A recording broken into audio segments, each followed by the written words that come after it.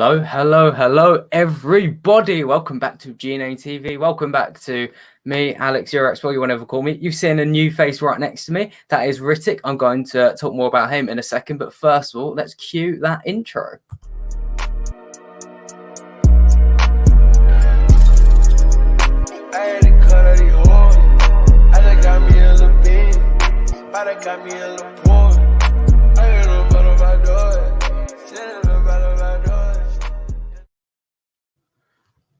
Hello, everybody. Hello. We're getting the numbers crawling in at the second.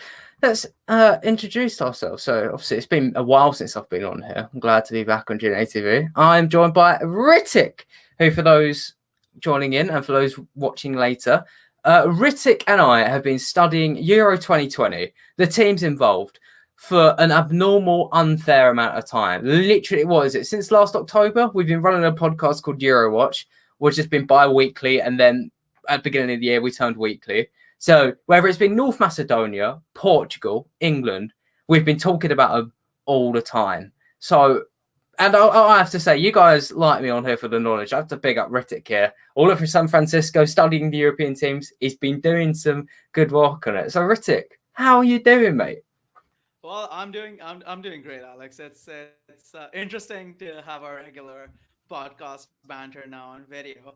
But it's fun, and I can definitely say, like, Alex and I have been really, like, vociferously covering the build up to everything. Pretty much before we try to steal a march on all the people who were busy with domestic football. We said there's enough about the Euros to talk about, and there always has been.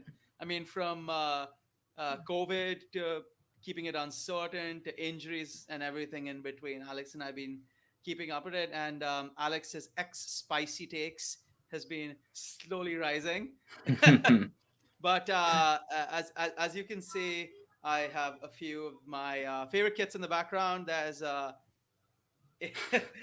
Italy 3 years ago, France in the Euros before last, the Netherlands World Cup kit in Brazil, and the classic Three Lions World Cup winning jersey. And Alex, I can pretty much say that after two back-to-back wins, the coming home level is at its. Well, it's a good point to start because like the title suggests, we're going to be taking your questions in. There isn't really, me and Riz haven't really got a structure today. It's entirely revolved around you. I'm going to go through them in order. I'm going to spend a bit of time on them. I can see a few ones coming in about England. So Mona has asked, are England going to set piece their way to the round of 16? We've also got James Page in the comments on a similar vibe. He said, awful performance tonight. I know it's a friendly but nevertheless appalling. How do you reckon we'll do in the Euros? A lot of things about England starting off, Rittik. We've also got Hassan as well saying, I'm sure we all agree, Mount is key for Southgate and for England in the midfield. But what extra support does he bring to your eyes? We will touch on that maybe more in a second, Hassan. But the start of the big questions, we're going to pin it from Mona. Are England going to set piece their way to the round of 16? Rittik, did you watch England today? Because I watched a bit of it. I wasn't impressed. I was not impressed. The two major takeaways is obviously Southgate still playing people who won't play in the Euros, I believe, or starting them in the squad. And, it rubs me off the wrong way because you have a squad of that many people. Yes, I get that, the Chelseas and the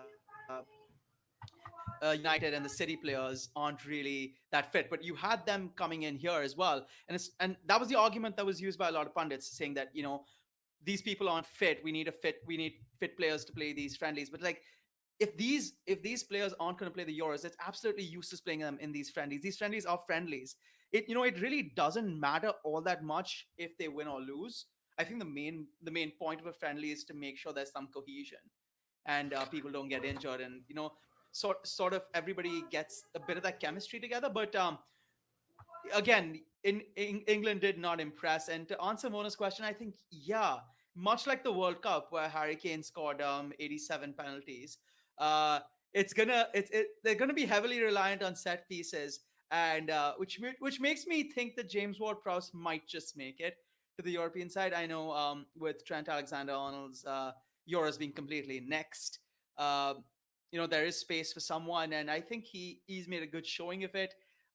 It's likely Jack Grealish, Jadon Sancho, Marcus Rashford are perennially fouled players. They're very creative. They're very crafty, and they will get them. So if those are the chances that are coming England's way, they'll take them. Well, let's hop in there because obviously me and Ritik, as anyone was just on the stream, me and Ritik have been following England. I think we started more of our coverage right in September when England were playing so badly. And like we've got James saying about the awful performance. That was when we were at the worst. Kieran Trippier, a left wing back. And that was when the battle for Grealish starting was really heating up. So, I mean, Ben has asked, is Grealish the key for England in the Euros? I want to take this one. And apologies here, my brother in the background. Hopefully, quiets down in a minute. But with I actually really think Grealish is key for these group stages. Going back to what Mona asked, are we going to get through the round of 16? Let's look at it. We've got Croatia, Scotland, and oh my God, Czech Republic, right? Those are teams that are going to sit back. And Grealish, statistically, is the best person for unlocking deep blocks. So I think Ben is right to ask, is Grealish the key for England? I think he's absolutely the key. Let's get in the other England questions at the moment. I can see Crofty asking about who your dark horse is. He was like, the Euros. Crofty will get to those in a second. Anub of Sakar, friend of us, said he thought Shaw and Rashford were good today. Now, Rissa, you're a United fan. I want to throw it to you. Would you start Rashford? Because I watched England tonight and he went through on goal once and he completely spurned it wide. I'm a bit unconvinced. Rashford as a centre forward is no good.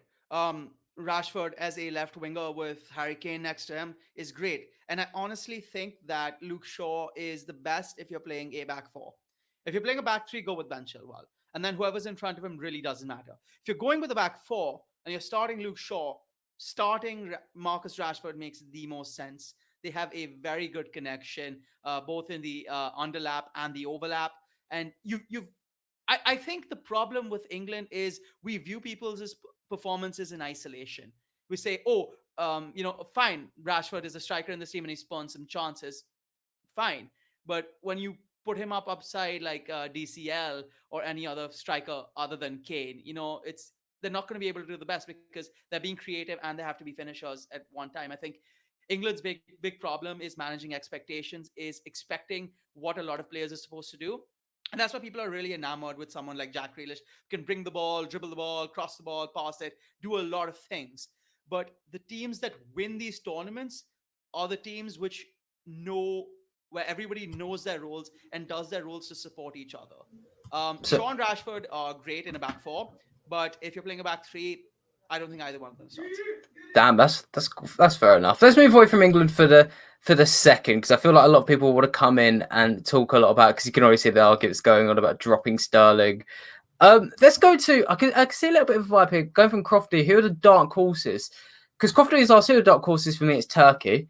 And then I saw someone else just a second ago there saying, Hassan saying, a lot of people are overhyping Turkey. Now, for those who haven't heard the conversation between me and Ritik before on the podcast Eurowatch, I'm a Turkey fan pretty much, almost as much as Jem, who's literally comes from Turkey. So, I mean, I'm definitely on one side of the coin here.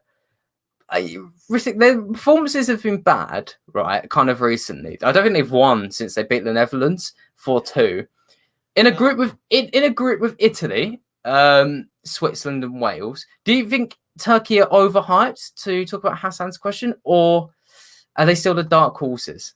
I would say a dark horse is any team that you don't expect to do well but ends up doing well and impresses, and who has a propensity to impress. The X impressions is very high. I would say Turkey are dark horses. I watched a bit of their game versus Moldova, and of course it's Moldova. I mean, that's evidence right there. We've put the research in. Who is watching Turkey beat Moldova? No one but us. No one but us. Goal. You had sort of the team coming together like you would. You had Şunçu, Demiral, and Shakir at the back. Yilmaz Yazici and Hakan were all playing. So there, I think with Turkey, they haven't really played all their big guns together. Yeah. The qualifiers. So I think these past couple of games are not the real barometer, but that being said, they're in the team with the team. And obviously this is where the bias comes in. I'm a big. I don't know where to point my finger because Italy. I'm a big Italy fan. I'm backing them a lot. I'm backing them to go pretty far in these Euros, actually, because every nation has one, and I think between Italy and Turkey, they are dark horses. It's really ludicrous to call Turkey a dark horse. I'm sorry, to call Italy a dark horse, but that's what it's feeling like. Well, And that's what Football Daily did today. Actually, that Italy was their number one pick for a dark horse to win the tournament. It's crazy to think they're not a favourite, right? I see the vibe you're going for. that I works mean, in their favor, though. That works in their favor. along those along that lines, Jem and Jace Page have basically asked the same thing. Who do you reckon will do well in the Euros, or who do you reckon will win? Ritik, what is our final? I changed mine recently, but what is our final that's been the whole long time? Fire it off quick. I think our final was last year's final, right? Portugal v France. Last time's final. Yes. Portugal v Yeah. France. Yeah. I flipped that though. I flip flopped. My finals now France v Spain. Spain. Yeah, I when I did the predictor, right, Spain have got a favourable path. I think I think they could get to the semi-finals and theoretically face one of like Turkey, Denmark, Ukraine, one of those, or the Czech Republic, or like the third place team. They've got quite an easy route. So I reckon Spain could get to the final. I mean, this is also like the core. The core of this Spain side is also the core of the Spain side that lost to Russia on penalties in the round of 16 of the World Cup. They are capable of brilliance, but I feel they're more capable of like completely upending themselves. And yes, they've got a great centre back who's now playing with them, but they've also got a centre back which no one in the national team has played with nationally. The only players in the team who've actually played with Aymeric Laporte are Rodrigo and wait, who else has played with Laporte on this team? No. I don't think there are any athletic club players, are there? Don't think so. Unless Eric Garcia's played with Laporte. Eric and he's Garcia gone. played with Laporte. He's played literally with Laporte, of course. Yeah. It's curious how I forgot about Eric Garcia there for a second. I forgot he's quite forgettable, to be fair. And he's chosen. Well, that's another conversation. But yeah, finals. Honestly, if Portugal can get a bit of luck on their side, which they always seem to do in international tournaments, like they had a string of like top three finishes for a bunch of tournaments in a row, and they seem to have like a tournament pedigree, which other teams don't. Obviously, this time they won't have Ricardo Quaresma or Luis Dani or João Moutinho for most of the time, but they've still got experience, and they've got a very good experience of youth. Players reaching their peak and experienced players all in the same team. I still fancy Portugal's chances. I know they haven't looked that good in these recent. Yeah, it's because they're so defensive. That's what I think. That's the one worry about Portugal. I feel like to make it a bit more personal to you guys. If you're thinking of putting bets on for the Euros, my one I'm tempted to put on is actually Portugal to go out in the round of 16. They would face England, right? And listen, I've been the most pessimistic person in the world about Gareth Southgate. I don't think he's a good manager, but I feel like you've got to meet in the middle of your harshness and optimism. And I actually kind of think he can get past Portugal if Portugal play really defensive. I mean, Hassan says England beat Portugal final. I don't think it's literally possible. But Hassan, who do you think wins out of those two? If it's England beat Portugal, I want to get more. James are getting a nice bit of questions in. I do want to talk more about Turkey as he's asked. But there's one thing I wanted to touch on. It's what Ben Russell said, because I did a video recently about Euro 2020. I did a TikTok and a YouTube video.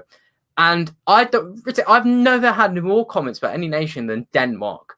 I said if they got to the round of 16, they'd probably get knocked out. I've been told I've been very disrespectful to them in those uncertain terms. Do you have any thoughts on Denmark? I think if we're talking about dark horses, I think Denmark sort of deserve a bit of that tag. But why? I'll tell you why. Their squad is decent. When you look at some of the players and where they're playing, their squad is decent. You have Højbjerg, Eriksson, Delaney, all top tier clubs. In defense, you can call upon Kjær, you can call upon Christensen, Vestergaard. They probably have one of, in my opinion, the most underrated goalkeepers in all of Europe in Kasper Schmeichel, who is, in all aspects a leader. Um, and obviously you have Yusuf Poulsen, who played a very good game against Germany, obviously assisted by Christian Eriksen for the opening goal. And for however much of a meme he is, Martin Braithwaite does get the job done when push comes to shove. I think there's Is enough. that the Barcelona guy? That is the Barcelona guy. When was the last time he scored? Well, in the Euros, I mean, like, I think he scored in the last friendly. If you told me that was a lot, what, like, oh, okay, fair enough. I was gonna say for Barcelona. I feel like it's been a long time he scored for Barcelona. The point is, don't think. I don't think, yeah. I don't know. Don't sleep on Denmark. Don't sleep on Denmark. Fair enough. We'll get back to England in a minute. But as promised by Jen, let's talk a bit more about Turkey, because it fleshed them out a little bit, right? Their route, I might get up on screen in a second, yeah. Like, if Turkey finish second in their group, they will face most likely Denmark or Ukraine, right?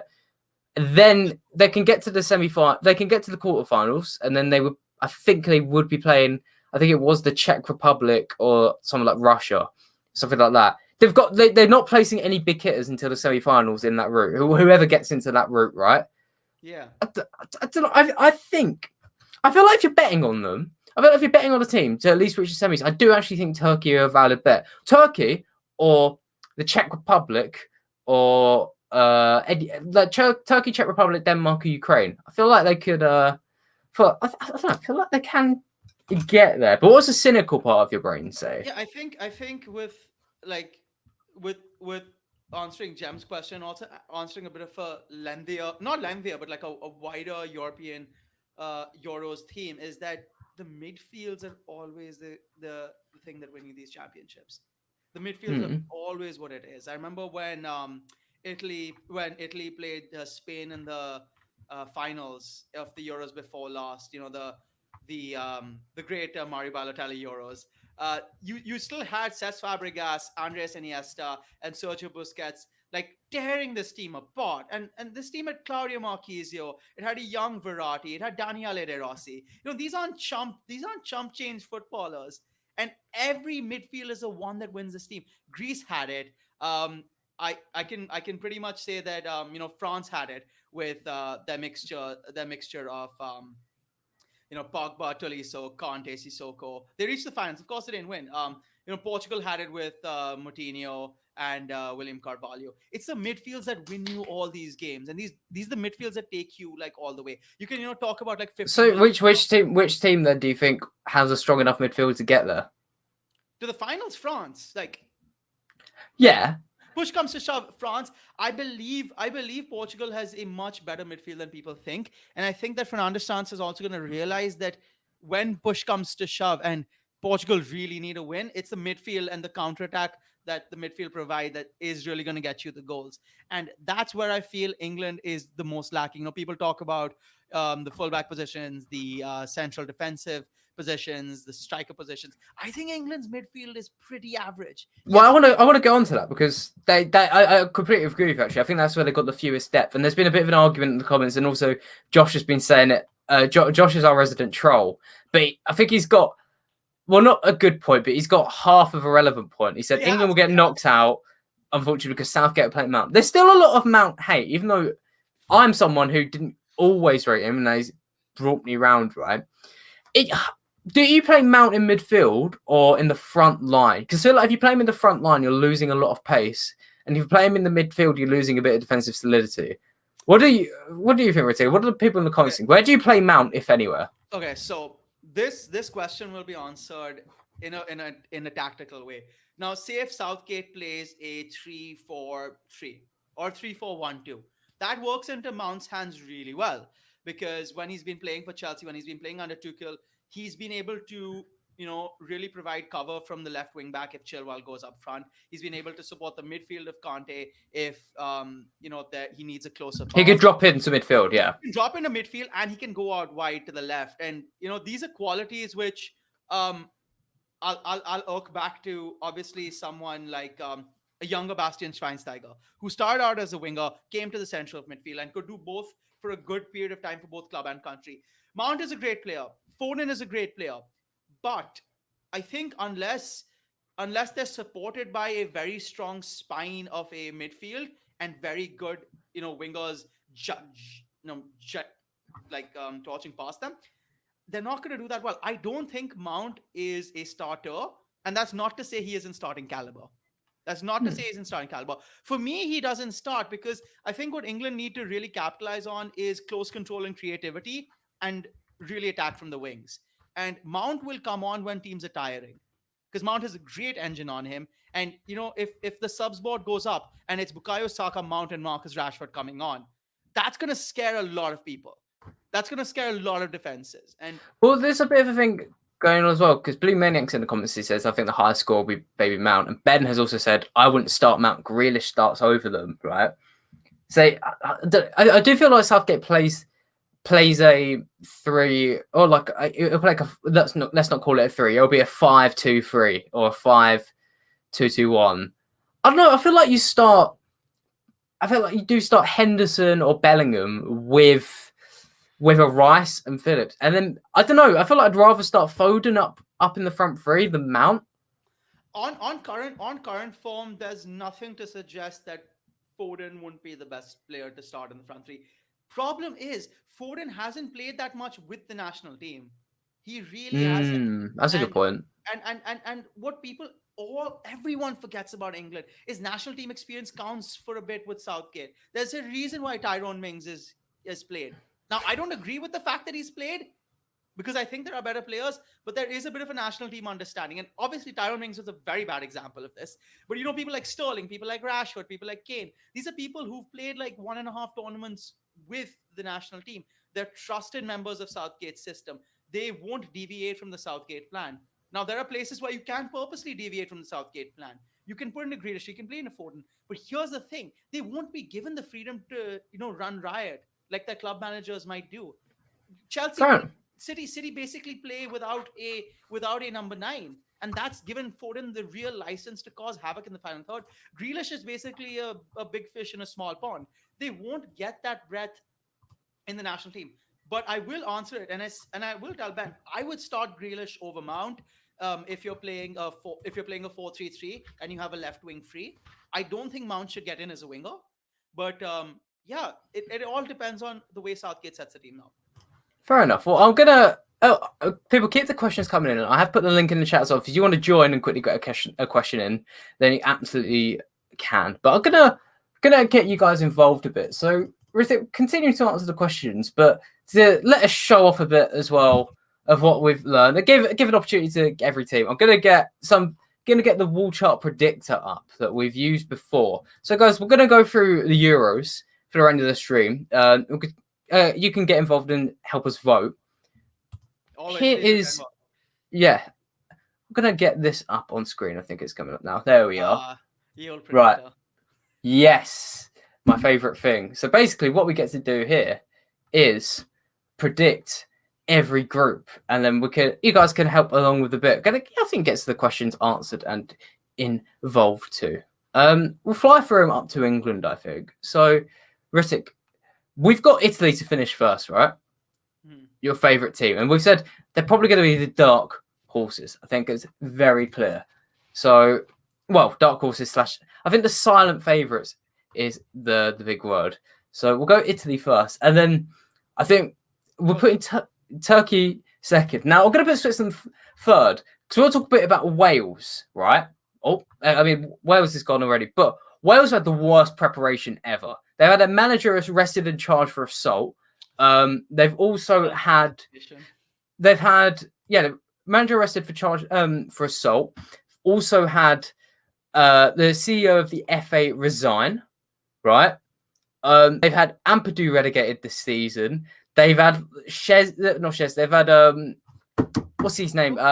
Hennessy. Always getting mixed up for some reason. Basically, not even start a game. Bale be injured and not start so much. Ramsey barely start. And there are big questions over Bale, whether he retires after the Euros or not. Yeah, so I don't know. Let the guy play for a second. Alex brings up a lot of points. Lots of uncertainty. with Wales. But as football has taught us, is that within times of uncertainty, heroes are born, and it's I wouldn't put it past Wales to do what they did in the last Euros. All right, we'll go through Group B, but we'll go straight through Group B because I think it's pretty clear. It's going to probably be Belgium, Denmark, Finland, Russia, Finland. Finland, by the way, they are in their first tournament, so it's a bit of something to it's a bit of something to go up. Group C, right? So this is tougher than it looks, actually. For me, I want to hear you guys because I just saw something about Frank de Boer. I don't know where it's gone actually, but someone's saying about Frank de Boer being a dreadful manager, right? I think I think the Netherlands are going to finish second. Oh, here? Yeah, I think Ukraine are going to win the group. Come out. You know what? I will agree, but I still think Netherlands go through because this entire group is going to be the Memphis Depay show. This guy has done such a huge carry job for this team. He scored 12 goals in his last 14 Dutch competitive games.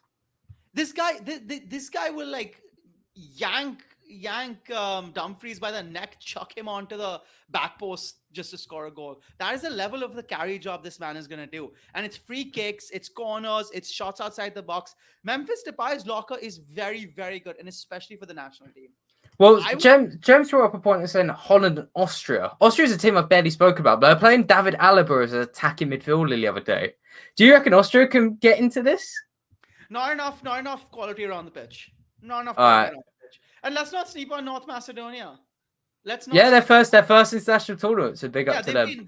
They've been quietly pulling surprise after surprise after surprise, and they have my favorite player in the entire Euros, a big man Goran Pandev, in the team. So I'm always going to be silently rooting for them. Ferguson said, "No, Holland will capitulate under the ball. There's already unrest in the dressing room." Is a good point as well. The team are not happy with De Boer. We've got someone waiting to ask a question, but for now, we will just quickly say Holland, Ukraine. There's more people saying Austria, to be fair. So I'm gonna put myself down and say Austria, Ukraine. I'm gonna take this off the second before we get into the big one. And we've got someone in to ask a question. Oh, hello, mate. Hey, Nipun. How are you? Good. Hi, Nipun. What have you come in to ask us and join the stream for? Yeah, I've come to ask how far you think England can go without bias. Without bias? Rittik, you're the man for that. You don't care about England, I do. Honestly, a slightly embarrassing round of 16 exit. They'll make it past the group stages, but I don't think England have it enough to reach maybe the quarterfinals or semifinals. I have a feeling that this team has a few too many mistakes in midfield. I'd say nothing beyond the quarters. I agree.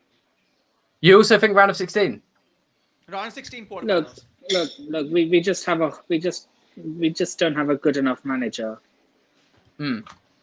What do you not like about Gareth Southgate? And you can only answer within a minute. He's too defensive minded. He doesn't let anyone work freely. He I get what you mean. He plays terrorist football far too many times, and that's going to cost him.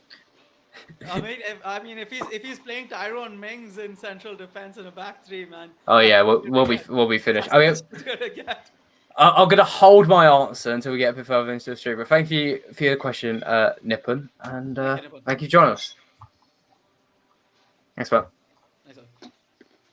Right, we will get this back on. Right, so I'm thinking I do want to hear people in the comments here. Yeah. Because Joe said England should. I'm going to assume he means win the group because they shouldn't be winning. I don't think anyone's saying they should win the tournament. I don't think they're winning the group. Yeah, you don't think they're winning the group? I'm gonna flip and say Croatia does this. Oh, why is that though? Why is that though? I'll tell you why. Croatia's biggest Achilles heel, especially since the completion of the World Cup, has been their defense. But it comes back to my point of a supporting midfield. And Croatia still have a world class one. And honestly, they have a player who they didn't even play much in the World Cups, who's come off a Champions League winning season. They have Mateo Kovacic now, who's going to play a much bigger role. They've got younger players coming in as well. Obviously, they won't have Mandzukic, but the likes of Rebic and whoever else will compensate. Modric is still on god tier form. Yes, Rakitic retired. Vishla Badel, Brozovic, Here's Modric. a fact about Croatia though, and I'm nicking it from Football Daily. Their manager after the World Cup said that he is the second best manager in the world for getting to the final. Can't argue with his track record. Yes, he. I don't know. I feel like you can. All you have to do is beat England. Fair enough. I don't know what people are saying. Jem says England should finish second. Joe says England should finish first. Croatia second. Scotland third. The Czech Republic last. I feel like some West Ham fans who will disagree with that. I saw someone talking about Souček earlier. I did want to get to. Does anyone think the Czech Republic can get into the top two? Because I don't know. What they've proven with West Ham so far is that they've just got a team full of players that aren't bad. Like they're not necessarily amazing, but like Souček, Soufal, they're good. If you got your hand up to say something there, I will comment to this and say England are facing, and this is a spicy take. England are facing the team that knocked them out of the World Cup. They're facing a team which is the only team to beat them in the World Cup qualifiers, and they're facing a team who they have a very historic, quote unquote, rivalry with, where anything can happen. So when you break it down into brass tacks, England have a big task in all three games because Czech Republic had their number in the qualifiers. Let's not count them off as too slouchy. Souček and Soufal have played with these players as well. They've played in this league, and I honestly think that Scotland will, be eager to surprise people. But all this is going on in the background of Belgium versus Croatia, the friendly that's happening right now, which Croatia are actually losing with a pretty full strength team. Hassan said, would you call it a group of death? No. The group of death would go to Group F. Yeah, the one with Hungary. Yeah. Well, Ben says Czech Republic and Scotland actually look decent. If we don't create and take our chances, we could be punished. I kind of think that too. I feel like if you put a Chelsea and you get beaten by low blocks, it could be done for. But then Clinch says Croatia's defense is questionable. Clinch is right. Like all they have is Kaleta Cha, Vida, and Dejan Lovren. Well, and Livakovic isn't like the most dependable keeper either. So obviously you had the retirements of Subasic and Mandzukic and Rakitic to deal with. Let's put it to the comments so quickly. Within the next 20 seconds, get your group order in. For me, it's going to be England, Croatia, Czech Republic, Scotland. So that's the winning one. England, Croatia, Czech Republic, Scotland. That's the second time. Ritik, what's yours? Croatia, England, Czech Republic, Scotland. So Czech Republic's definitely finishing third. We'll give it 10 more seconds, 10, 9, 8. Anyone else going to put one in and say England can get relegated out of the group or fall out? Nah, we'll go with England, Croatia, Czech Republic, Scotland. England, Croatia, Czech Republic, Scotland. Right. Group E. This is the bit where we get to argue because I think Spain can get to the final and you think they'll go out of the groups. Well, that's what you've said. That's what you've said. I did correct myself and said round of 16 when you told me the group. But, and that was also before the Laporte news. We didn't have the official confirmation of Aymeric Laporte at that point, which radically changed a bit about Spain for me. But we also did that before they had put in their final squad. I think Sweden will surprise. I think Sweden will definitely. I've heard a bit about Sweden. What do you like about them? What do I like about them? The whole is bigger than the sum of all parts. It's the easiest way to put it. They play a slightly stylistic brand of football, but it's very team based, and they have some very good, promising young players as well as some experienced players in the places that matter most. Especially in central defense and maybe a bit in midfield. I really like Dejan Kulusevski. I think the world is his oyster. Isak is going to become a very, very, very good player, And just generally, man, like I didn't think of Kulusevski, and I only remembered Isaac earlier. So they've got some good players in there. They have, and they've got Captain Victor Lindelof as well. Experienced man, played the last 3 tournaments for Sweden, starting centre back. There's enough going around in this team to think that they can pull a surprise. Well, Gunnar King said that he thinks they're the dark horses. But before you continue, I realised last time there was a bit of delay. So guys, of course, aren't they? hello, get your order in now while we finish off our roundup of the groups, and then I can book it all in. Glincher said that Hamsik is back. I tell you what, me and Rittik will be open. I think the team we've paid the least attention to is Slovakia, but Hamsik is back for them. That's an interesting thing because he wasn't in there before. I think he'll captain the side as well for his backs. That's interesting. What do you think of Poland? Because I think I've had flack as well for saying I think they'll do dreadful, and other people have said, Robert Lewandowski will smash everyone. What's your thoughts? It's not these national teams are not one-man shows. They are not one-man shows, and like history has shown you that. And even beyond that, if we pull up the Poland squad, like the most recent Poland squad, what really do we have to go on? Yes, they've got the best striker in the world, but beyond that, they seem like fairly lacking, pretty lacking to average performances from most other people. You take their last, I think on the 1st of June, they played a 1-1 draw with Russia, and it was dreadful to watch. It was dreadful to watch, man. Like, obviously, yes, Lewandowski wasn't playing, but Grzegorz Krychowiak was the captain. I mean, seriously, do you have no one better than Grzegorz Krychowiak to play captain? Klich is playing in midfield. They've got great keepers, but that's about it. I mean, Swiderski and Schwerschak and Frankowski in the front three. It's nothing that inspires confidence.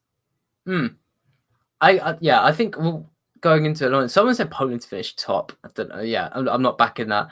Sweet. That at all. Spain to finish. Joe says Spain to finish first. I'm thinking Spain to finish first. Ben Russell said Lindelof is in defence of Sweden. They're going out in the group stage, which is quite funny. Forsberg's also a skillful player. Is he Swedish? He is, isn't he? There's another player to add in there. I didn't think of that. Yeah. The Bergs are usually Swedish. Malberg, Forsberg. Yes, very good point. All right. I'm willing to go Spain, Sweden, Poland, or Slovakia. I'm going Sweden, Spain, Poland, Slovakia. You're going Sweden, Spain. See, Alex, but what about Luis Enrique? Luis Enrique is one of the best managers in this tournament. Is he? Yeah. He won a Champions League. Is he? Yeah, that's with the clubs. Name 5 managers better than him at this tournament. Well, now you have me there. Yeah, exactly. I mean, like, the best manager of this tournament, in my opinion, is Mancini. And then Deschamps. Well, Mancini's done nothing at international level. He's done it all at club level. Yeah, but I think but he's different, is he? Well, no, what he's done with this Italian team from where they were to where they are now, incredible. Deschamps has like 3 teams he could choose from. That's true. All right, we'll go Spain, Sweden, and no one's backed Poland here, so it's great. They're getting.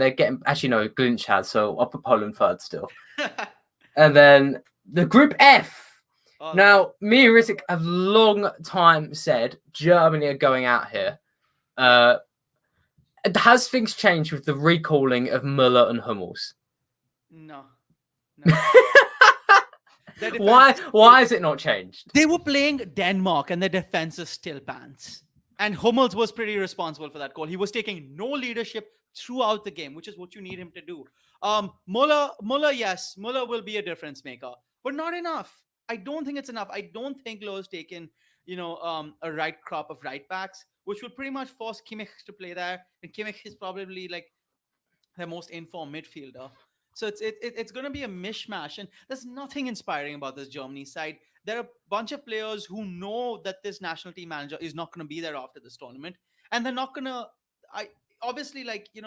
they're not gonna sandbag this tournament. Of course not. They're professionals. But Ben just says he thinks they'll finish 4th. There's nothing inspiring about this German side. Even with Müller, there is nothing inspiring about this German side. Well, let's not go King there. So that Joachim Löw is one of the better managers at the international level. I don't know. He's won really he's unconvincing now. He's unconvincing now because it's just gone too far.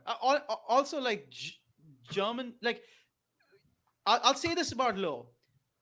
He's had no shortage of giving people chances to step up. We all love to talk about Muller and Hummels. These are people who like colossally performed at the last tournament. And yes, permanently exiling them was probably not the right decision. But Lowe has given chances to a lot of people to step up at a lot of crucial times. Look at the Confederations Cup they won. They pretty much won that with a B team. But since then, like players just haven't kept continually performing for the national team. And all of this is happening in the backdrop where these national teams have had scarce few chances to play international games because of the pandemic. And that basically means that it's hard to bring that in. Now, Ben's also said Lowe's carried by a golden generation over it, in my opinion. I don't think he was. A lot of people like to say that Hansi Flick was the gem of that side, but Lowe was the one making the decisions. Lowe is a manager, and Lowe was the one who had to make the substitutions at the right time, had to make the team calls at the right time. I don't know. I feel like I could have won the 2014 World Cup with Germany. Until I give him credit for the final, but I don't know. I feel like I could have won that 2014 World Cup. No, I don't think so. I don't know. I see Ben's point. I kind of disagree with Gunnar King. I want to hear a lot more about. I mean, he's going for it now. He says, "I agree with what the golden generation did for him, but look at Germany's squad now. Is it in that category? I don't know. There's still lots of people saying Germany are a class team. Maybe not to sleep on them, but there was a comment hidden here that said Portugal had a dead manager. I can't quite find it now, but oh no, Joe said it. Portugal have a dead manager, Fernando Santos." Not going to argue much that. I mean, we've had conversations with experts, with authors, and with journalists on the Eurowatch podcast. Shameless plug. But yeah, what Alex and I have learned is that there is this feeling amongst the Portuguese faithful that Fernando Santos is just too defensive, and he probably has the greatest crop of attacking players I think Portugal have ever had. There is potential, but will it perform? I think that's what we're going to see this tournament. He's not going to start Grealish, Silva, Ronaldo, Bernardo all in the same team. He's not going to do that, and he shouldn't be expected to.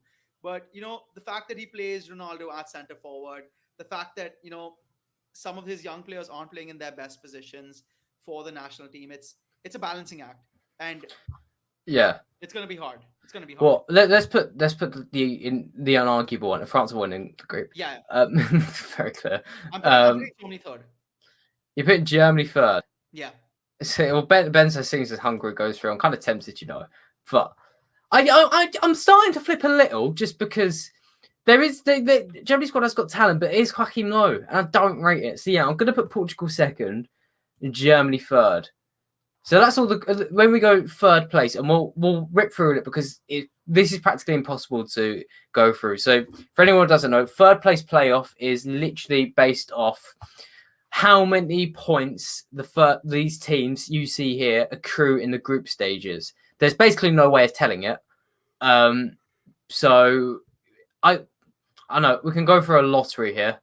Eeny, meeny, miny, mo. Well, there we are. Russia came first. But none of these teams get into the final. If any of these teams come to the final, I'll do an egal and paint myself blue. Risky, you won't get that joke. Someone could clip that. I don't mind. And put it on Twitter. But that's not happening. Right. More fun part. Round of 16. So this is where things get a bit spicier. So Austria recently, they did grind out well against England, but are they going to do it against Italy? No, Italy are different gravy. Italy are different gravy. Fair enough then. Italy are different gravy. Italy to go there. Turkey v Denmark. This is the big one, I think. Well, I go for Turkey. Go for Turkey. So give the guys in the comments below. Who goes through out of Turkey and Denmark? Because I feel like I'm biased, and I feel like I've influenced. Rittik a little with my rampant faith in Barack Yilmaz. I mean, Jem is straight away saying Turkey, but Joe said Denmark. I'm putting the stream link, by the way, in if anyone wants to join. But Gunner King's also said, wow, how can you write off Germany like that? I'm sorry, Gunner King. Well, at least we backed you into these. So, yeah, Joe says Denmark. Joe, why do you say Denmark? I want to hear. Ben also says Denmark. Gunner King says Turkey as well. It's 2 votes for Turkey there. But we've got more things coming in. Yilmaz is on fire in front of goal. It's very true. I think it is underrated how much a good goal scorer can be at an international tournament. Because he's a talisman. He galvanizes everybody around him. Exactly. I don't want to write Denmark off just yet, but I'll give it a set for a convincing argument to come in. But I will say, you'll see in a minute, this result is actually pretty big in terms of what it means to the semi-final. So it's definitely worth keeping an eye on. Here we go. The Turkey team is underrated. Gemma said, "You're not Turkey's." Gemma's the first person to say anything about the Turkey team, so I think we're going to go Turkey. Then it's Belgium v the Czech Republic. Now, I think it's Belgium. I think it's Belgium. I rate Roberto Martinez. I mean, when we're talking about some of the better managers in this tournament, I think he's really changed Belgium, and I think he's changed them for the better. And I don't think he's going to rely on a certain Eden Hazard to, put a lot of the groundwork in. That's Belgium. That's Belgium. Yeah. Well, I've got Jem in the house. Jem, how are you doing? Not bad. How you doing? You all right? Good.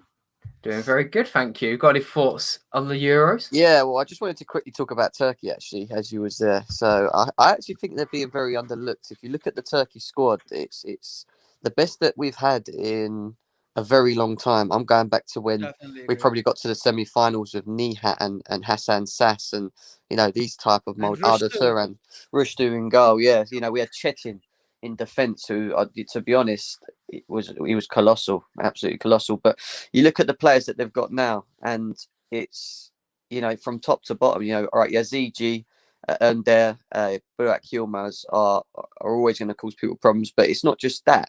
If you look at the defence, Demiral and Soyuncu, that is a good combination. But that is very underlooked, And their midfield as well, they've got some very good midfielders, especially their centre midfield partnerships that they've got there. So I just think Turkey can be the dark horses, but I think the biggest game for them will be the first game against Italy. Well, I've seen a couple of things in the comments about the defence. Do either of you guys have any worries about them conceding too many goals? No. Not really. I think they're quite solid. I mean, they did draw 3-3 with Latvia. That was my worry. They do, and this is the thing with Turkey. They can be either off par, or they're absolutely great, and they do what they did against Holland. You know what I mean? Where they were just unbelievable. Like I don't know. It's a tough one, but I do think we shouldn't sleep on Turkey. That's all I'm saying. I think out of the two dark horses for me, I think it's either going to be Turkey or Croatia. Again, Croatia, perennial dark horses. Yeah, 100%. I think they stopped being dark horses. No, I think they're still dark horses.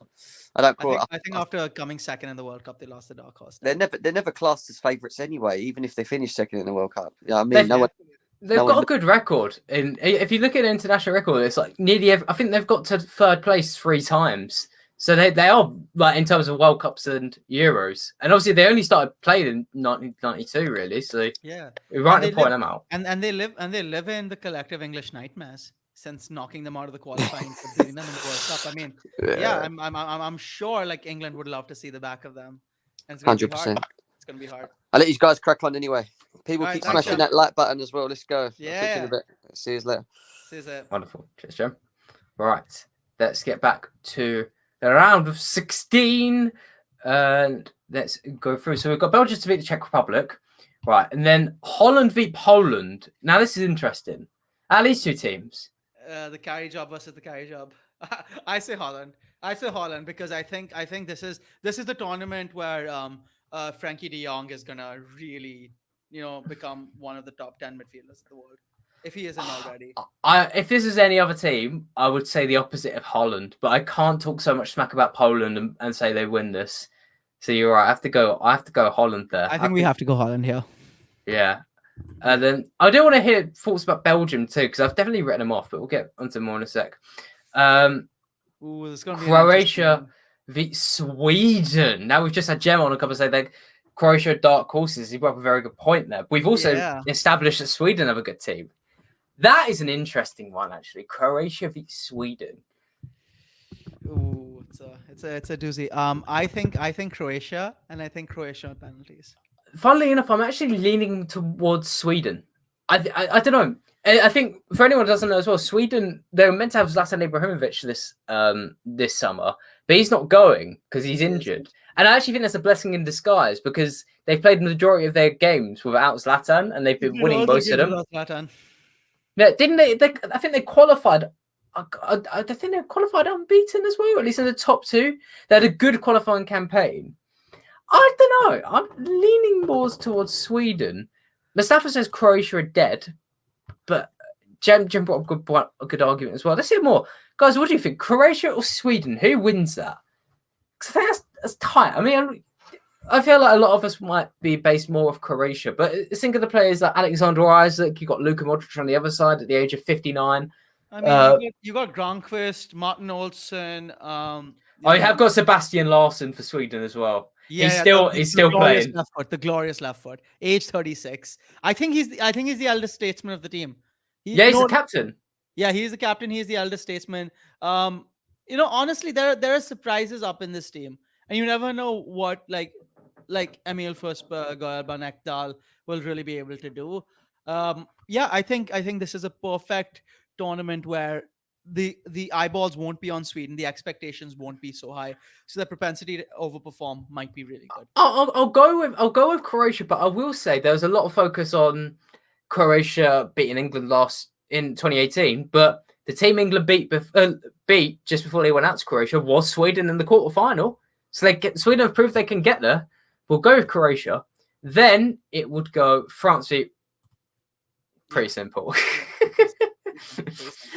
If you guys think we're going too nice on France, but look at their B team, and then you can you understand. Spain is Switzerland. Now, before we hear the argument for Spain, I want to hear the argument for Switzerland because we breezed past them. There is none. I don't know. Do you think? No. Much like Austria, there's scarce little that convinces me about Switzerland this time. I don't know. They've got Sommer in goal. Got Hassan quickly. Hassan, what are your thoughts? Thoughts on Spain versus Switzerland? Oh, that as well, if you want, or your general question. No, I was just came in to say that. I mean, England are pretty much screwed depending on.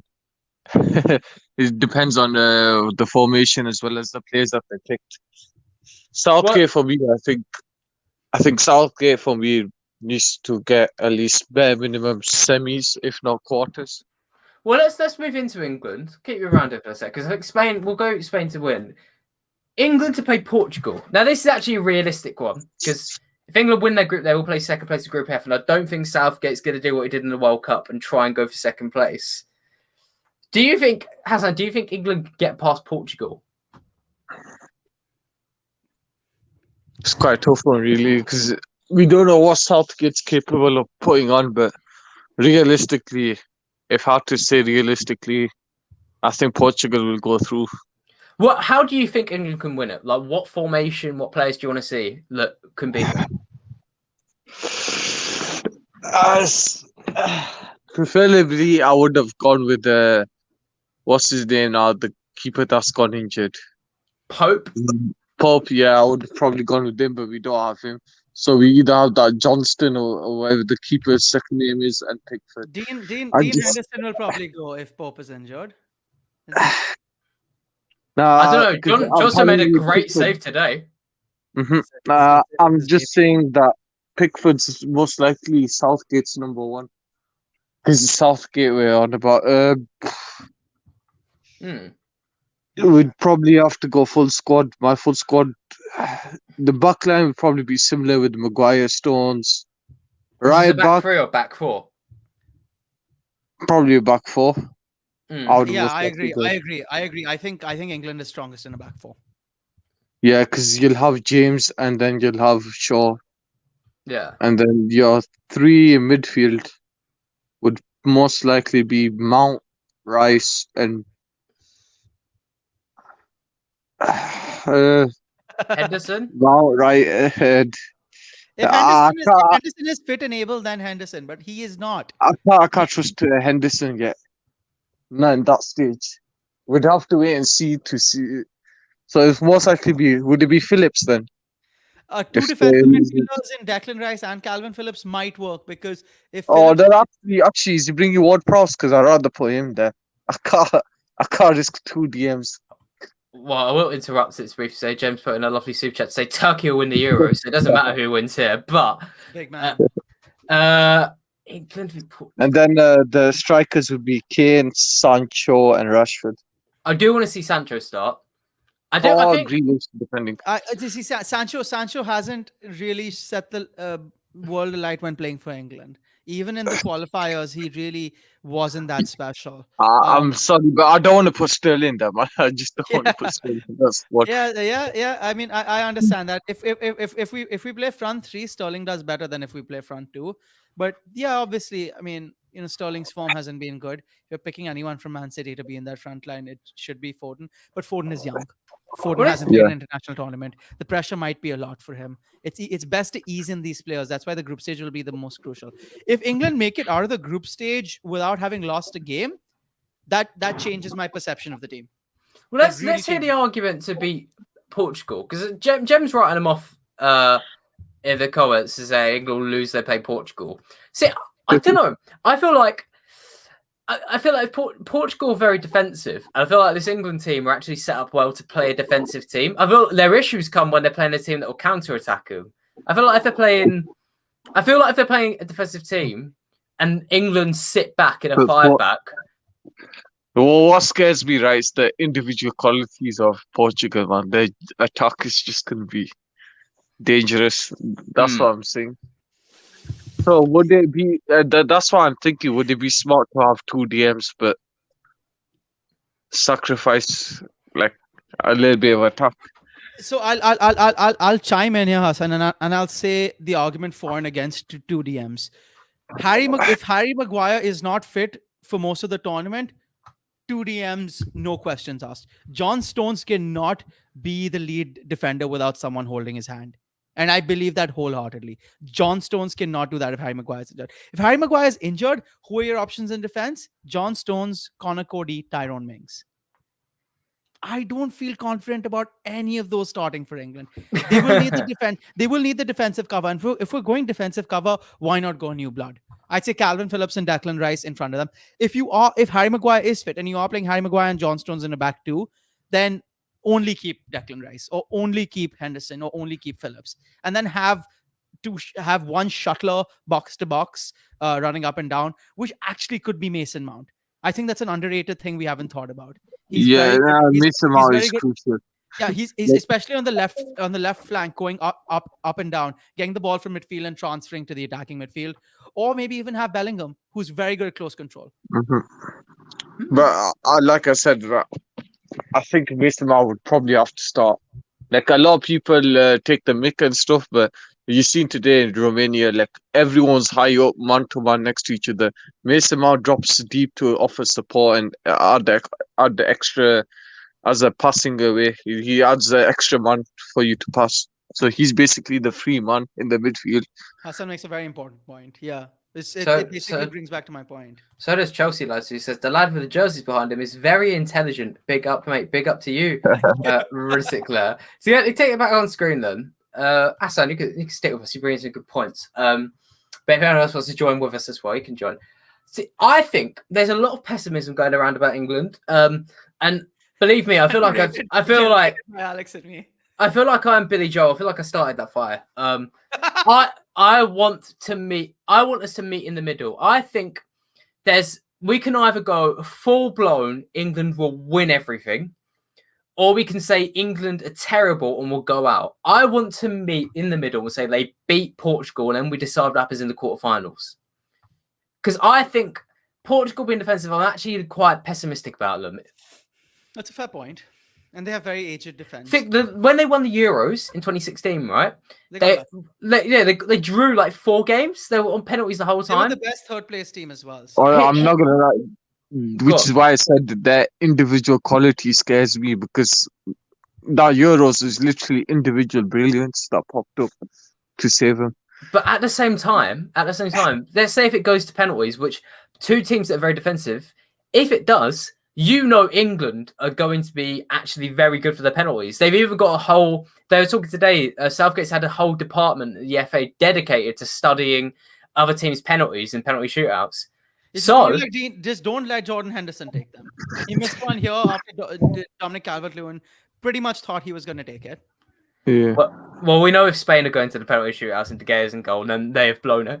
I'm going to back England for it, and then we reconvene in the quarterfinals. Quarterfinals. By the way, this isn't just for fun. This is actually this is the tournament tree. What will happen? So it's not random fixtures. Croatia are likely to play France in the quarterfinals. So repeat the 2018 World Cup. Yeah. Is anyone in the comments or on the panel right now saying that Croatia can beat France? Yeah, I was gonna say the only factor I'll put in is because they would probably remember what happened to him in the final and probably going all guns blazing. And you're basing the argument off of good old-fashioned intensity. Yep, I think Croatia will remember what happened to him in the final, and they would probably. But the difficult thing is, I'm looking at the Pogba Kante, the middle. And they've never lost a game when they played together. That's a very good point. So it's literally a midfield battle. If Croatia wins, if Modric and Kovacic win the midfield battle against Pogba and Kante, they'd probably win it. It's literally a midfield battle. Hassan's on the money. That's exactly what I said. It's the midfield that wins you these tournaments. And there is one other aspect to that, because both of them will play a 3-man midfield. Croatia has a decision. Do they play Modric and Kovacic ahead of Brozovic? Or do they have Modric plays in number 10 and have Kovacic and Brozovic? France at the I would say probably Kovacic, because he's probably more composed on the ball when he's dribbling, because I've seen him dribble out situations that are tough and when he's on pressure. Yeah. They'd probably go with the experience. And Modric is Modric. You know what he can do when he's on the ball. Yeah. France have a third midfielder problem, in my opinion, because as well as he might have done in like the last 2 games, I think Adrian Rabiot is suspect. Yeah, he is. But at the same time, Ben's got a very good point. Remember when Germany beat Brazil 7-1 in the World Cup? That's going to be France battering Croatia. I don't know. I get the intent. I get what you mean about the revenge route. And in the World Cup, mentality is a big thing, but we can't look past, especially this early. I feel like it's a criminal act if we negate France at the moment. Yep. Yeah, especially with Karim Benzema back. Yeah. So let's go. Like I said, the only way I could see Croatia going in if it's the revenge thing for the World Cup. That's the only way I could see it. Other than that, I think they're losing 9 times out of 10. Honestly, if this fixture comes to play, Alex, this is going to be the tastiest fixture of the Euros. Belgium v Italy.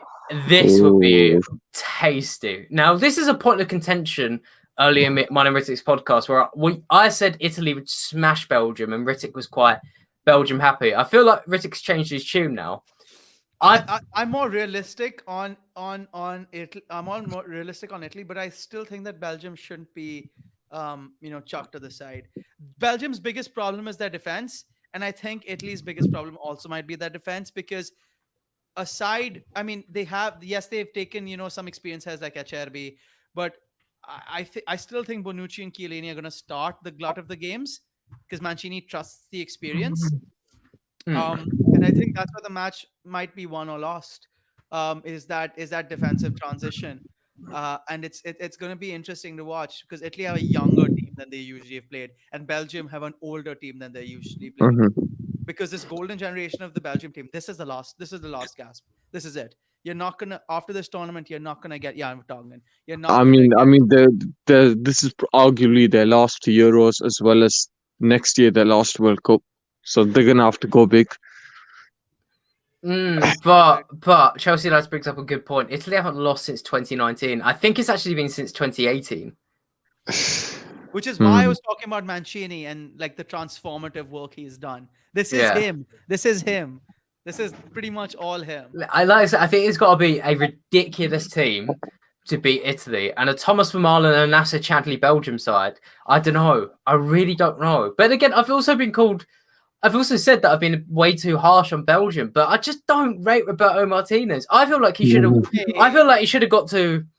I know France is a really hard team to go out to, but I feel like he should have done better with this Belgium squad. I feel like Belgium have wasted their golden generation. I think the World Cup could have gone either way. The World Cup could have gone either way. It's just that he hadn't accounted for how important Thomas Vermaelen was at right wing back and played Nasser Chadli. Go on, Hassan. I was literally going to say that Belgium-France game was a midfield battle. And Pogba Kanté stepped up for yet again, which is why I think France are favourites. Because they've never lost with them two in the pivot or the midfield. Jeez, nice facts there. Yeah. Right. Yeah, I think they had, 26, 27 and 0, something like that. It's something ridiculous. And they've beaten every big team. Christ above, that's an enviable record. Lukaku has been destroying Italian defenses all season. That's a really good point, actually. Yep. But here's the thing. Lukaku, as good as he is for Inter, he's better for Belgium, which makes us even scarier. Exactly. Which makes us even scarier.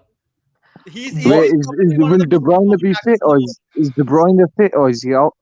He's missing the first game. He will be missing the first game, but he'll be back.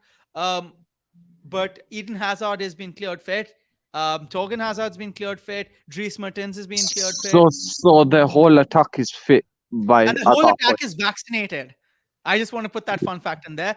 Oh, the whole Belgium team got vaccinated. Yeah. They're the only fully vaccinated team in this Euros.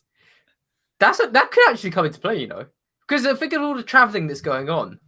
Yeah, and how many people haven't, like, footballers we know have been a little lax on keeping discipline with COVID restrictions. And the new variant spreading across Europe. That's a good fact there from Rittik. Cody Back says, "God, please not Italy, lads." Cody, why not Italy? Why not Italy? I'm leaning. Of three people we have here, I vote Italy. What do you guys think? Just do a coin toss. Well, no, we've got three people. We'll get to a vote. Rittik, Belgium or Italy? Italy. All right. Sorry, Hassan. Yeah, I was going to say Italy as well. Especially if it goes to penalties. Wonderful. Yeah. Wonderful. Right. Second quarterfinal would be the Netherlands beat Turkey. Now, this is a repeat of the fixture that happened in March when Turkey won 4-2.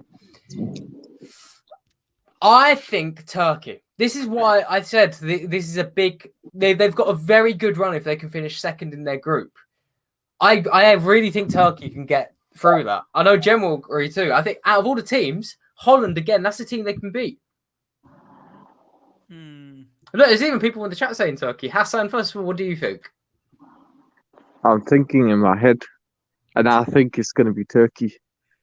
Yeah. You know what? I'm gonna go Turkey. I want to make it interesting. Just let's all unanimously vote Turkey. Yeah. Well, everyone's saying Turkey, but from Chelsea lads, we'll give Chelsea lads a chance to respond. Why do you think Holland? Why do you think Holland? I know they've got the better players, but this is Frank de Boer in charge, who is an appalling manager. Has proven that multiple times. So which players are in his team? Whereas Turkey have proven well drilled, and when they've played their full strength team, they can win. And they've already that tournament.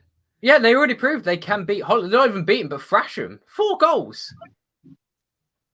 Burak Yilmaz is the difference too. That's what Jeb is saying. That's what a couple of other people were saying too. People saying Yilmaz is. Delio says Yilmaz could get top scorer. That's another interesting thing there. De Boer is even worse than Frank Lampard. Oh God, he is. Oh, Chelsea lads are just like the colour of the jersey. I mean, so do I. Fair enough. We have to go Turkey. We've all gone for it. It's all unanimous. You have to go Turkey. Right. Spain v England. For me, this is where England go out. And I'll tell you how England will go out. Go on. Spain will get the first goal, and it will probably be Gerard Moreno. He'll make the best of a good through ball that comes in. England will wait till the 76th minute or the 80th minute when they'll sub in Bukayo Saka, and Bukayo Saka will score an absolute worldie, and it'll be 1-1. And in extra time, I feel that Spain will just run riot and score 2 goals because England will be just beyond. Ritter, you're trying to predict things and you've forgotten you're not the Euro expert. Only I can predict things to an amazing level, as we all saw with my Champions League final tweets. But no, Hassan, what do you think? Do you think, again, how do you think England can beat Spain? I just don't know. It's literally because I'm thinking it's Southgate charge, so I just don't know. Only way I could probably think it if they park the bus, do counters, and manage to get one set piece goal. That's the only way I think they'd be able to do it. Like a corner kick and Maguire puts a header in or something like that. Ben also says he won't score for United. Ben also says, I just hope Morata starts for all of Spain and all the goals. That's why Germany No, mate. Tyrone Mings will play him on side. Well, that's why Germany aren't going to go through, because Timo Werner's going to be offside every 10 minutes. I have to say, this all season I've been defending Timo Werner. I'm beginning to lose faith in him. I've never seen a man so offside in my entire life. It's ridiculous. Crofty says Mount hat-trick 3-0. I think that's lofty. I think that's lofty from Crofty. England has. No, to be fair, I think England has a D squad, Spain has a D manager. That's a good way. Why Luis Enrique hate, man? Because of the Barcelona bias. It's because of the Barcelona bias. I don't think it's any other reason. Are we all in? Go on, Hassan. I was gonna say if Kepa starts, there's a slim chance. Hey, Kepa's on redemption season. I think Kepa's on redemption season. I think of all the good things Tuchel did for Chelsea, I think the best one is getting Kepa his confidence back. I think that was harder than winning the Champions League. Nah. Yeah, I think we're all going to be saying Spain. Yeah. Spain. So we'll go breeze through semi-finals. And guys, that's when Southgate gets hopefully they do. I must say, if this is how it pans out, we're gonna get some really good fixtures. Yeah, just a quick one, guys. Make sure you like the video. After we do our prediction, we'll have another 25 minutes, half hour of questions, so you can get them in after as well. It could be completely England related. It's up to you, but yeah, let's make sure we hit 30 likes, people, please, for the first stream back in a couple of weeks. France v Italy. This is Italy's biggest test. Probably the two most informed teams in this entire tournament. Let's get the first impressions. Hassan? This one's a tough one. I feel like this is most likely, it just depends on what type of squad the France will go out with, but I feel like France are just favourites, so I'm just going to have to put France. Okay. Rittik. I'll go France for one reason only. France have two dedicated strikers. Italy have two players who perennially underperformed with the national. And that's what this is going to. Here's the thing. I feel like the more we speak, and we have to think about it, how many times in history have we always said, oh, this team will win, this team will definitely win, said in months and months, and then they flop. Crofty said Italy can get a shock win. I don't know. I think is this the sort of thing we'll look back on this clip in 3 months' time and go, oh my God, we were so wrong about France. To be honest, we all love upsets. That's the beauty of football. It makes everything interesting. But let's be real. At this moment in time, France are favourites. Because they just have too many good qualities, experience, and everything. Yeah. Like I said, it's literally like, this question is literally, can you beat the Pogba-Kante duo? Or can you get past, or can you stop Mbappe or Griezmann from scoring as well? Hassan, quick question. Do you think Kante is going to get the Ballon d'Or this year? I mean, is Ballon d'Or based on calendar year? Yes. So from January. It is. If he wins Euros, he has a solid shout. I think if he wins the Euros, he'll get it. Yep, because a lot of people say Lewandowski this, Lewandowski that. How long has he been injured for? About 2 months? Yeah. So it's literally Kante or Messi, in my opinion. And I feel like with Conte, he's so likable. Like we can't forget the Ballon d'Or is voted by his peers, other players. So I feel like lots of players will vote vote Conte because he's more likable. But we will go with France for this, and then it's where. So this is where Turkey's dream could die. Man, I don't like how this has come. Like literally, if I have to pick from one of Spain or Turkey making the finals, I don't think it's gonna come to this. But for the hell of it, I'm gonna say Turkey. Turkey make the Euro finals. Well, here's the thing. This is the thing, though. Look how. I mean, what we've proven here. Lots of people writing Turkey off. Look how easy that route is to get into the final. Even Spain, even though Spain is one of the big teams, that's the first big team they're going to play, and it's not a France or an Italy. It's a huge. It could be huge for them. They have to play their cards right. Jem instantly saying Turkey. For me, I'm saying I feel the romantic part of us wants to say Turkey, but I'm with Ben. I say Spain. Hassan, what about you? Oh, I was gonna make you do the decider. Why me? I was.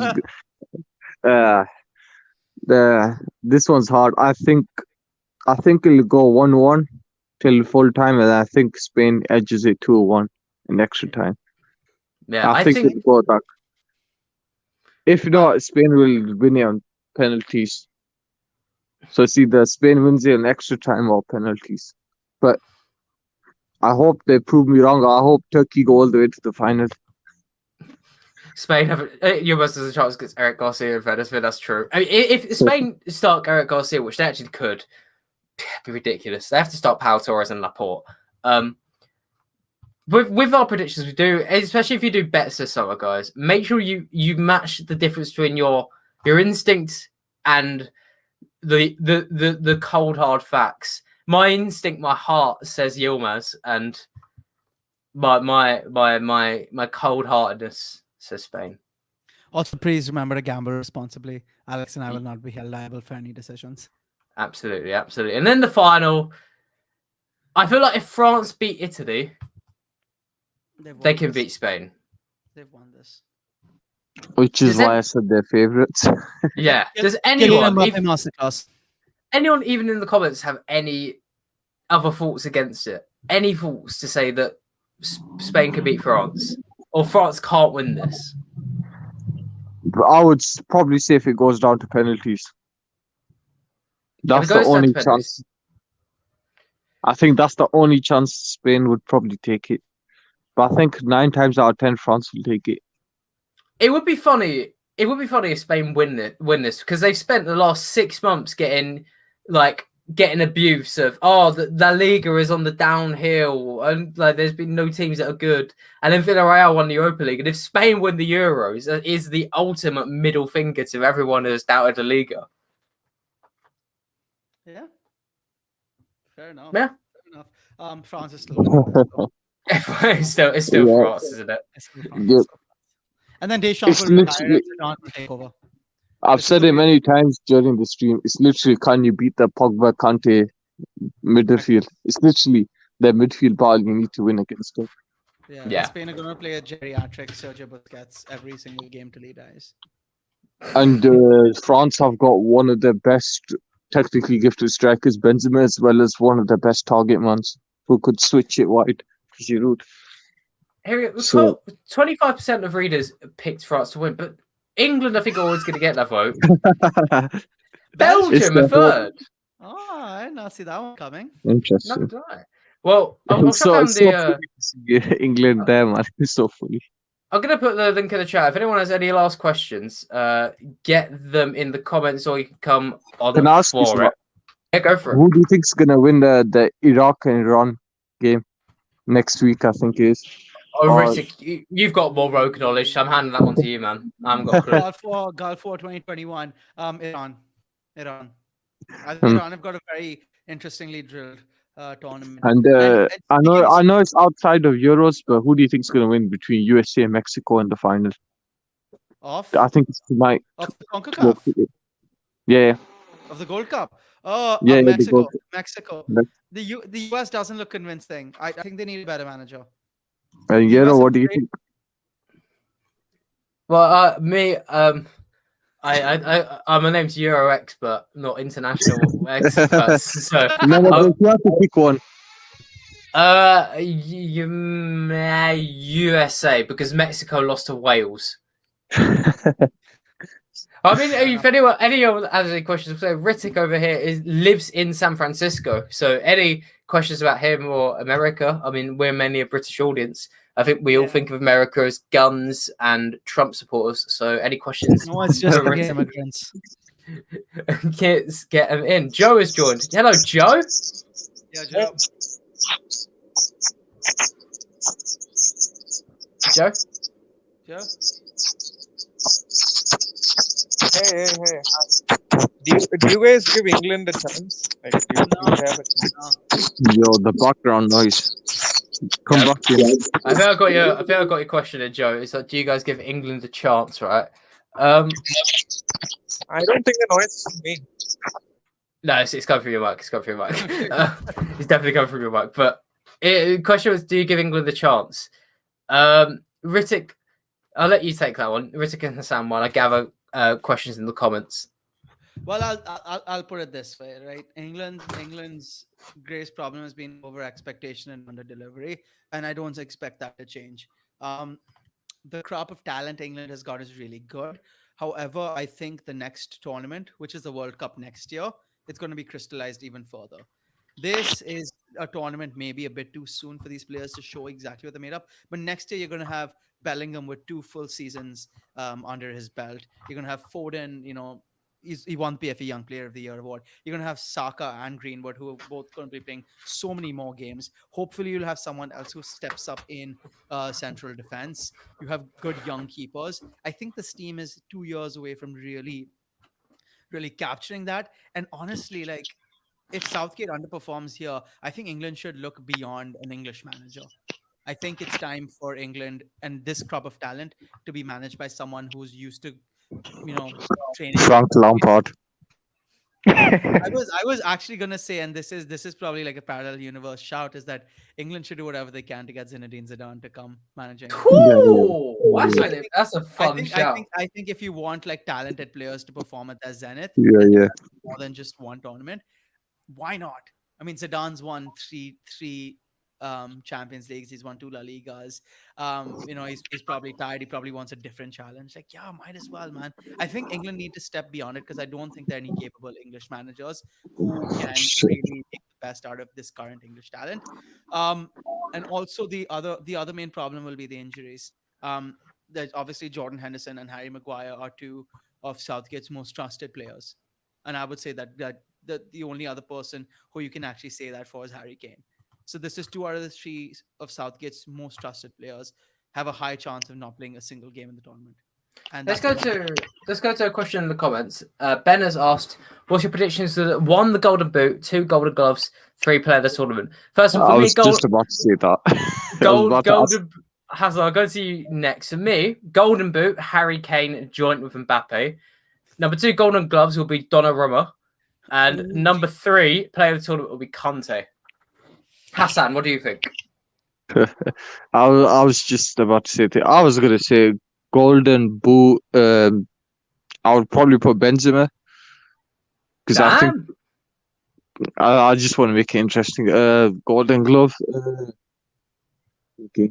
I'm just going to put Donnarumma and Player of the Tournament. I mean, if France go all the way, it's literally I say it's between Pogba or Kante, or maybe Benzema. I think the one French player we're all been sleeping on and who hasn't even made a mention in here is, in my opinion, France's best tournament player in the last 2 tournaments, and that's Griezmann. Yeah, that's a good point. I think in the middle of all this Kante, Pogba, Benzema shout, I think Griezmann has a high chance to win either the Golden Boot or the Mbappe. Mbappe. I was gonna say, Joe, what do you think? I actually think Harry Kane might have a good shout as the leading goal scorer, or it could be Mbappe because they're playing in France. And I think for the Golden Glove, it's got to be France, man. Hugo Lloris is not going to have much to do with Kante and Pogba in the midfield. Yeah, maybe. All right, if there's any other questions, get them in the comments below because I'm sweating and we'll have to end the stream soon. It's melting over here in the UK. Okay, so the final points out now. Ritik, surprise of the tournament. Who's it going to be? The massive surprise. And you're not allowed to pick Turkey because we've spoken about them to death. Sweden. Interesting. Joe, any surprise of the tournament? I think Spain might be. Nobody is going to give them a chance. I think Spain might be a good shout. Spain? Okay. And Hassan, Which surprise of reminds the me, I had a tournament. Spanish jersey I didn't put up. I think it's in the wash. It's in Right. the wash. Hassan, surprise of the tournament. I don't know why, but I'm thinking Germany for some reason. Just in a surprising or a good way or a bad way? No, not surprised in a good way because I feel like We've all hated on them. yeah, and the new manager might is it Hansi Flick, the new manager? Yep. Yeah. I feel like he's gonna take them to the semis, or he's gonna take them to maybe a shock final, but. I know I think they'll Flick go far. doesn't take over till after the Euros, so they've still got Joaquin Oh Low. no, they got that low. Yeah. I don't know. Maybe it's his last tournament. Maybe they'll all play for him, but I don't know. I think they'll probably get to the quarters or semis. Ben says Denmark to the semis. I mean, Denmark. like we said, Denmark, Turkey, Ukraine, Netherlands, they can all very easily reach the semis. Every other big team's crowded into the other routes, and that's the fun thing to look at. Guys, Joe and Hassan, thanks for joining us. Thanks to everyone else who came in. Ritik, thank you for joining me today. If anyone wants to find more of Ritik, which I think you guys liked of him, you can go on Twitter to at Ritik J Sakar. No, you're off by heart now, Ritik. And if you want more of us, you can watch all of our Eurowatch episodes where we've talked about the Euros the last couple of months. On YouTube or on Spotify. Yeah, YouTube or Spotify, so you can hear everything you want to know about all the teams. And thanks for joining us, guys. We will end. Thank you, guys. Bye-bye. Bye-bye. VIP, stay low key, like bando, bitch, oh please, yeah. Brand new whip, no keys, yeah. Get down on knees, yeah, yeah.